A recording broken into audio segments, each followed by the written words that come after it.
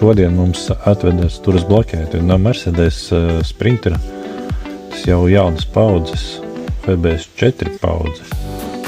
Nevar iedarbināt un ir iekšēja kļūda uz tos turas bloķētāju. Mēģināsim to programmu pāršūt un vajadzētu visu iedarbināt.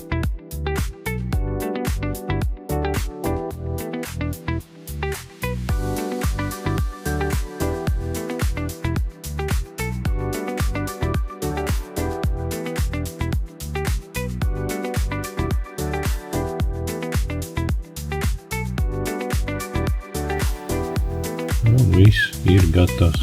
Atdosim cilvēkam, cilvēks pieslēgs pie sevim jau mājās, un tad iedarbinājums varēs pie mums aizbraukt, un tad jau mēs konkrēti pārbaudīsim tos turas bloķētāju, vai vajadzēs viņu mainīt, vai varēs tālāk braukt.